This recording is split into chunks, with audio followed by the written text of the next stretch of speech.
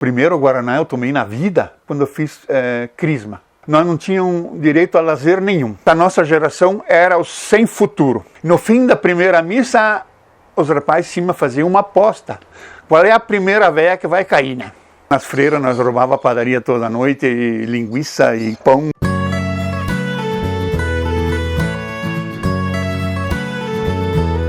Sou Adelino Kiu, vulgo Piragi, porque ninguém me conhece como Adelino, muito pouco, né? E nasci em 1949. E nasci numa época, talvez, quando se começou a época mais ruim de Três Itilhas. Vamos dizer, ruim em cultura, ruim em diversão, não tinha nada. Na minha infância, não se tinha um Schuhplattel, né? A banda era só para os privilegiados, nós não tínhamos direito a lazer nenhum, né? Então fomos criados na rua ali, e se nós estávamos em cidade grande, nós íamos se perder, como no interior não se perdeu por falta de oportunidade, não se perdemos, né?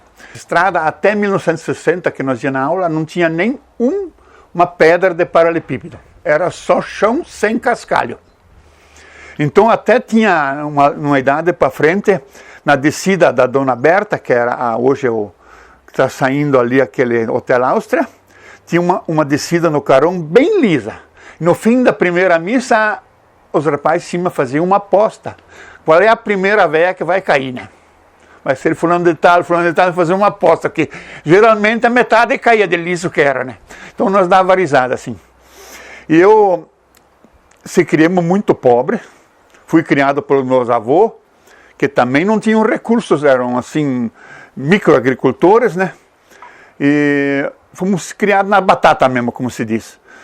Fui na aula do meu avô, sempre que morava na vila ali, onde é o posto Texaco hoje, daquela terreno para cima no aula era tudo deles, nós trabalhávamos ali. Daí nós ia na aula até 10 anos, nós fomos 11 anos, aí acabamos o primário. Daí em Três Itilhas não tinha oportunidade de emprego, ninguém conseguia um emprego. Por isso que chamamos a nossa geração era o sem futuro. Todos tinham que ir embora. Iam para São Paulo ser pedreiro, no reboque, nos prédios, a maioria ia embora, né? Ou ia para a Áustria, ou algum lugar eles tinham que ir, para Joaçaba, alguns dias que tinham a sorte de arrumar um emprego, aqui não se tinha nada. Ou era carpir arroz para os outros, né? De empleitada, ou nada. Dinheiro nenhum. Por isso que eu também ia cedo embora, mas daí surgiu o tal do ginásio normal. Então deu-se uma oportunidade para alguns jovens de 15, 16 anos, ali 14, que essa turma entrou várias idades. Tinha até de 18 até 13 anos, 12 anos. Então se juntou essa turma de 40. Chamava-se Ginásio Normal Mauro Ramos. E nós fomos nesse ginásio onde muito aprendemos, que a dona Filomena, a irmã Filomena, era uma baita professora. E aprendemos coisas do mundo inteiro, por isso hoje, como dizem os caras, eu conto coisas do mundo como se eu já estivesse lá um dia, mas nunca fui lá, mas a gente aprendeu tanta coisa com ela. E nesses 5 anos foi esse ginásio, então eu fiquei lá até os 19 anos da minha formatura. Então nesse ciclo aí a gente vivia pobre, mas vivia até feliz, né? E nossas idas nos bailes era de a pé, porque nós não tínhamos nenhuma bicicleta. E ainda assim não podia entrar no baile porque não tinha dinheiro para pagar ingresso. Tinha que esperar o caixa, geralmente, antigamente no interior, o caixa desistia meia-noite, 1h da manhã, ele desistia de cobrar entrada, porque não vinha mais ninguém mesmo. Daí nós estávamos escondidos, quando ele saía com a caixinha, nós entrávamos, né? Aí era aquela alegria. E enquanto isso que nós não entrávamos no baile, nós aprontávamos, né? Por fora, né? Como o cara vinha com uma carroça de boi, estacionava para ir no baile, nós encangávamos um boi virado, olhando para trás. Calcula o susto do homem quando monta na carroça, vê um boi olhando para ele, né? O que aconteceu? Um dia tinha um senhor, que a gente não vai lembrar os nomes, mas não vai falar o nome, um senhor, ele ficou viúvo, ele estava muito empolgado, e ele ia numa charrete. E a gente sabia que no fim do baile, quando ele ia embora, ele passava o laço no cavalo, que chegava a empinar a charrete. Nós tiramos um arame, amarramos na roda e no forno a lenha, né? Amarramos bem. E nós ficamos lá até o fim que ele foi embora. Quando ele empinou o cavalo e saiu assim, veio tudo abaixo do forno. Telhado e tudo no chão. Aí nós dava risada, né? Nós fazíamos as nossas aprontagens. Chegamos a desmontar uma carroça de um cara que foi no baile, não sabia que não tinha ninguém em casa. Chegamos a desmontar uma carroça vazia que estava na casa dele, desmontar e pôr em cima do telhado e montar em cima do telhado. Você calcula, o homem outro dia roubaram a minha carroça. Se ele não olhou para cima, ele não viu que a carroça estava montada em cima. Isso foi um susto para o homem, né? Então nós aprontava muito, né? Isso sem contar que nas freiras nós roubava a padaria toda noite, e linguiça e pão. E... Durante a aula alguém entrava na padaria, aquelas tramelas assim que fecha para cima e para baixo na janela, só destramelar, né? Depois tu vai por fora e empurra para dentro, né? Ou puxa para fora. Daí nós assaltava eles ali, né? E o compadre gordo, que era o nosso delegado, corria atrás de nós, mas não alcançava nós, né? E daí ele disse que, por isso que veio a famosa frase, sem viatura não posso mais perseguir essa cidade, não consigo alcançar. Ele queria a viatura, era a viatura, ele queria dizer. Sem viatura não dá mais. Daí um dia ele correu, nós estávamos roubando laranja nas freiras, ele correu atrás de nós e nós corremos em cima do muro da esterqueira, né? E ele correu atrás e caiu na esterqueira. Nós tivemos que voltar para ajudar ele a sair da esterqueira. Foi o maior fiasco, o delegado cair na esterqueira, né? Foi muito bom, né? E daí essa vida foi assim. Eu, como daí me formei aos 19 anos, tive a sorte de que eu era um caminhoneiro bom, que trabalhava com meu tio na ferraria, já sabia dirigir bem caminhão. Eu peguei um empreguinho de caminhoneiro. Daí nós ia para São Paulo levar tábua. Tempo de Brasília, nós levava tábua para Brasília, na construção de Brasília, foi muito para levar tábua, com o seu Renault Schatz, que tinha bastante caminhão, nós viajávamos para lá. Mas isso era um emprego assim, não muito bom. Nesse intermédio ali surgiu uma oportunidade de nós ir para a Europa, né? Trabalhar na Áustria. Aí se aventuremos, né? O dólar na época era horrível, porque era $4.500 uma passagem e o dólar era 1 por 1. Calcula o drama, né? Daí nós juntamos esse dinheirinho para ir para lá. Daí trabalhei na Europa e para juntar um dinheirinho, mas não juntemos muito, porque nós tomávamos tudo em cerveja, né? Também não sobrou muito, né? Aí depois voltei da Europa, daí fui trabalhar de caminhão de novo, mas daí logo casei, né? Daí a Helenir não quis marido caminhoneiro, daí fiquei em casa e abrimos o Matadouro, né? O Matadouro que ficou ali 25 anos com nós, né? Foi fechado pela Ambiental depois, porque era muito central e coisa, mas conseguimos fazer a vida em cima do matadouro, né? Foi muito bom esse matadouro e deu muito dinheiro na época, né? Couro valia ouro, né? Foi uma beleza aquelas épocas lá. Mas eu de novo, voltando aos anos 50, eu conheci o êxodo de Trestilhas. Eu sou uma testemunha viva do êxodo. Os micro e pequenos produtores não conseguiam sobreviver porque eles só vendiam porco. E o frigorífico Panuncelli, que era o de Erval do Oeste, era o único comprador. E entrou numa crise e não se vendia mais porco. Além de não levar nunca porco magro, porque eles só queriam os gordos, os magros era chamado de enxuto. Enxuto não leva, porque era a banha que valia na época. E daí os colonos foram descapitalizados. E eu sou testemunha que a coletoria era aqui vizinha, nossa, bem aqui vizinho. O Vineto era o coletor. E ele tirava a guia de mudança, nenhum santo dia que passava sem uma mudança indo embora de Trestilha. Isso um ano inteiro. Todo dia tinha uma mudança indo para o Paraná. Paraná e Paraná e Paraná. Todo mundo ia para o Paraná. Isso foi o êxodo. Todo mundo foi embora. Até os austríacos perderam a identidade dele. Porque eles não sabiam mais nem construir uma casa típica. Só faziam, os carpinteiros austríacos faziam banguló.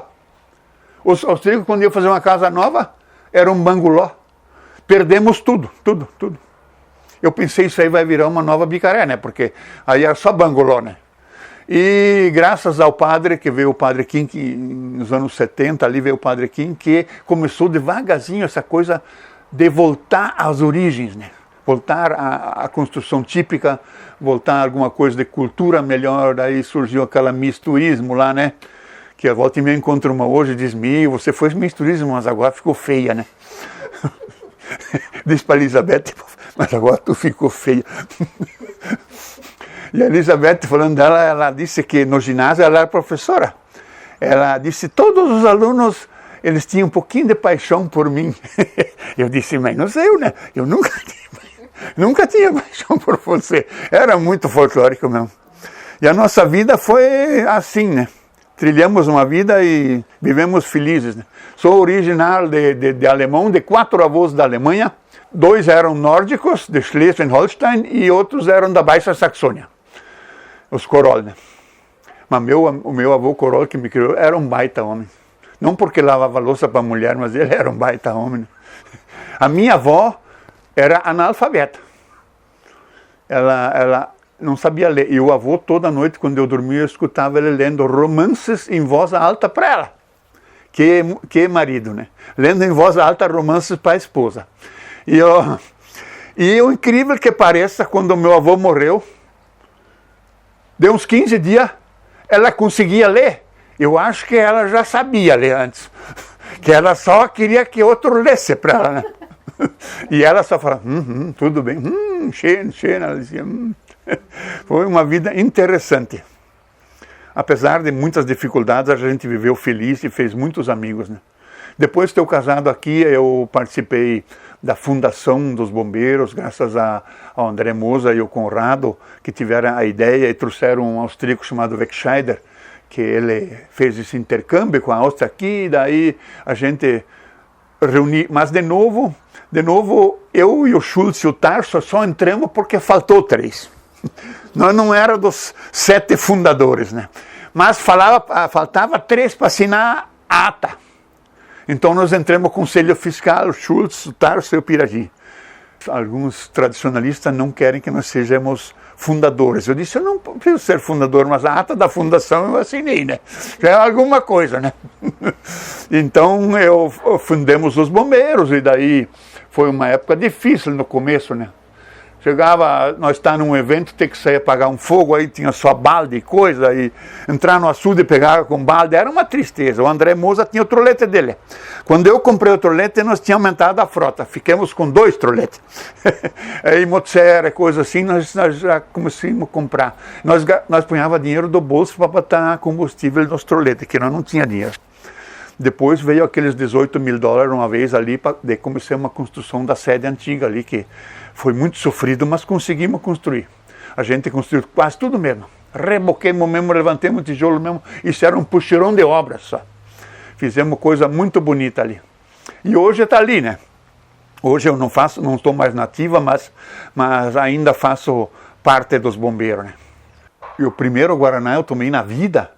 Depois falam das criancinhas que não podem tomar Guaraná. E o primeiro Guaraná que eu tomei quando eu fiz crisma. E meu padrinho era avô, porque a gente não saía fora da família. Ele pagou um Guaraná. E daí ele me falou que esse Guaraná custou 2 quilos de porco. Tivemos que tomar bem devagarzinho para aproveitar, né? Que pobreza, que pobreza. Não se vendia um ovo, não se vendia uma galinha, não tinha nada para vender. Hoje o pessoal reclama. Hoje reclama. Cada piata tem um carro, tem dinheiro, né? Em 1963... as irmãs, cabeceadas pela irmã Filomena Rabelo, a nossa querida professora, e ela foi para Florianópolis, ela pediu para se fundar um colégio assim que ensinasse um curso de 2º grau, porque até então só tinha até a 4ª série. Então o governo disse, nós só podemos abrir uma turma, mas tem que conseguir 40 alunos. Aí foi uma chamada geral, aí no fim tinha 20 só. Aí começaram a pegar os velhos, de tudo que é idade, de 12 até 20 anos.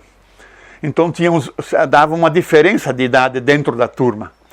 Então tinha de tudo que é tipo. Mas a gente se respeitava e tudo. E o João Klotz até hoje, ele não se conforma, porque ele é um homem que quer ganhar sempre, né? Que daí tinha uma Olimpíada lá e eu ganhei dele no salto em altura, né? E até hoje ele fala assim, aquele dia eu não estava bem porque perdi. João, às vezes a gente perde, né? Não é sempre que a gente ganha, né? Daí esses dias ele queria pular de novo, salto em altura comigo, eu disse, acho que não vamos mais pular porque nós vamos se quebrar, né? Nós pulamos 1,70 m livre, né? E ele não conseguiu, eu consegui. Daí ele perdeu o campeonato da escola, ele perdeu, né? Mas ele tá invocado até hoje. Foi muito bom. Daí entrou bastante nessa turma, entrou bastante, que as freiras trouxeram as internas de fora, né? Veio as mulheres das fazendeiros de Palmas e de não sei de onde, traziam tudo para dar esses 40. Ficavam internas aqui, né? Então surgiu essa turma de 40, né? Mas logo no primeiro ano já teve desistências, mas daí já estava fundado, ele continuou, né? Porque a nossa turma que se formou, só 26 se formaram, que está hoje na minha foto, 26 se formaram dos 40, né? O resto desistiu. Foram anos muito bons. A primeira infância que eu vivi com meu avô, Jorge Corol, homem muito religioso, de um coração imenso. E nós fomos criados lá, não se tinha dinheiro para comprar brinquedo, nem existia brinquedo. A nossa diversão é brincar com sabugo de milho, daí nós fazíamos os chiqueiros e as cevarias, cada sabugo tinha sabugo colorido antigamente, muitas cores no milho, né? Porque era milho comum, eles não tinham milho de qualidade, né? Milho de índio que diz que tem cores, né? E daí nós brincávamos, ou ele deixava nós criar coelho também, e recolher ovo, né? Isso era quando nós éramos assim, já tinha 5, 6 anos, nós tínhamos que recolher os ovos todo dia, né? E criar coelho, tratar os coelhos, né? Mas os brinquedos eram literalmente só com sabugo, né? Mas aí nós fomos progredindo, quando eu tinha 10 anos, eu já pude sangrar o primeiro porco. Ele me deixou sangrar para me ensinar como mata porco, né? Então, por isso que eu me tornei depois um açougueiro, né? Porque eu desde a infância já matava porco, né? Quando eu morei, depois dos 10 anos, fui morar com meu tio Roberto Felda, que até eu fui morador das Três Barras, uma época ele vendeu as terras aqui, fomos tudo para Três Barras. Lá nós carneava toda semana, os piá tinham que carnear cabrito. O velho só dizia, nós vamos fazer um churrasco amanhã, ele dizia, vamos fazer um churrasquinho amanhã, piazada carnear cabrito. Todo fim de semana, e domingo festa, churrasco no cabrito velho. Foi muito bom Três Barras também. Eu vejo que hoje Trestilha, ela está crescendo coisa fora do normal, até dizia assim, né? Eu não sei onde é que vai dar isso. Esses dias teve aqui um amigo meu da Europa, ele disse, cidades que nem Trestilha lá, se tiver 2 ou 3 obras, é muito. Você pode voltar 10 anos depois, a cidade está igual. Aqui, se o cara sai 10 anos, ele não acha mais nem onde ele morava. Porque mudou tudo, né? Tá numa expansão muito grande. Tomara que tomam conta disso, para não vir uma desordem depois, né? Ou virar um monte de elefante branco, né? Mas hoje tem emprego, as indústrias procuram empregado, nem conseguem. De tanto emprego que temos. Eu nasci aqui, me criei aqui, e aqui vou morrer. Porque aqui é meu lugar. Como dizia o Tala. Muito bom essa cidade, viu? Eu estou orgulhoso de Trestilha, porque nós somos trestilhenses, apesar de não ser tirolês, mas eu gosto de Trestilha, e do costume e dos telhados.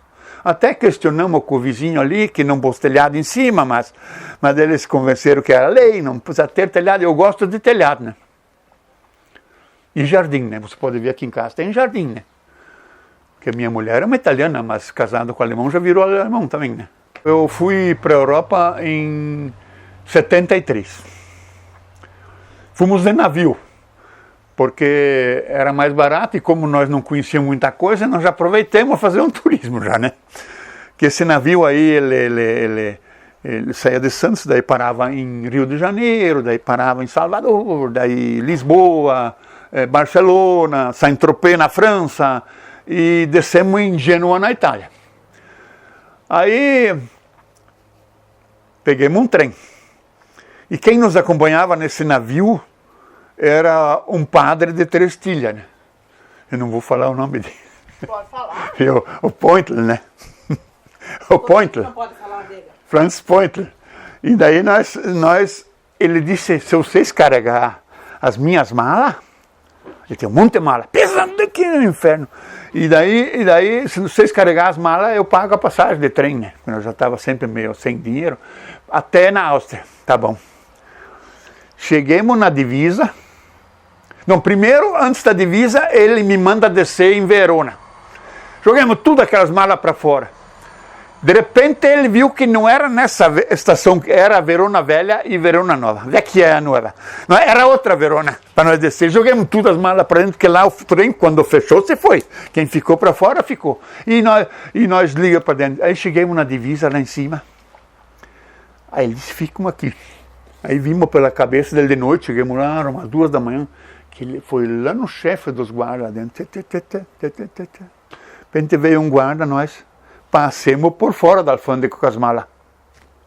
Já nós nós já era mais ou menos sabido, né? Diz, alguma coisa tem aí, né? Aquelas malas pesadas que é o inferno. Daí, fomos embora, tudo bem.